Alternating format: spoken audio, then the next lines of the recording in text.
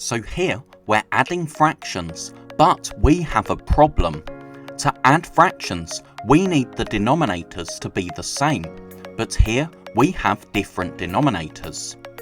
So when this happens, we need to use equivalent fractions to make the denominators the same. Now 9 is in the 3 times table, so we can find a fraction equivalent to 2/3, which has a denominator of 9. To find equivalent fractions, we use multiplication or division, and 3 times 3 is 9. Now what we do to the denominator, we need to do to the numerator as well, and 2 times 3 is 6. So now we can rewrite our question. Instead of 2/3 plus 1/9, we can write 6/9 plus 1/9, because we found that 6/9 is equivalent to 2/3.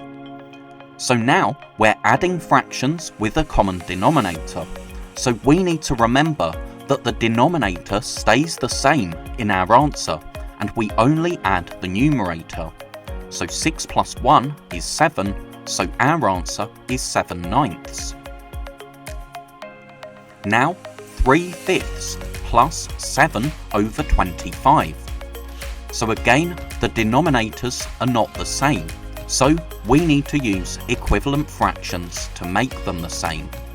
Now 25 is in the 5 times table, so we can find a fraction equivalent to 3/5, which has a denominator of 25. 5 times 5 is 25, and what we do to the denominator, we do to the numerator as well. 3 times 5 is 15, so now we can rewrite our question. Instead of 3/5, we can write 15 over 25, because we found that that's equivalent to 3/5, and we're adding 7 over 25. So we have a common denominator, and that stays the same in our answer. 15 plus 7 is 22, so our answer is 22 over 25. Now 8 over 27 plus 1/9. So we need the denominators to be the same, and this time it's the second fraction that we need to change, because 27 is in the 9 times table, so we can find a fraction equivalent to 1/9, which has a denominator of 27.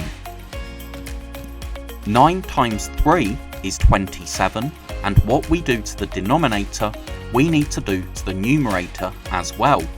1 times 3 is 3, so now we can rewrite our question. We still have 8/27, or 8 over 27, but now instead of adding 1/9, we can add 3 over 27, because we found that that's equivalent to 1/9. So now that our denominators are the same, we keep the denominator the same in our answer and just add the numerator.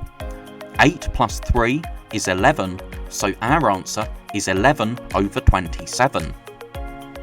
Thank you so much for watching. I really hope that was helpful.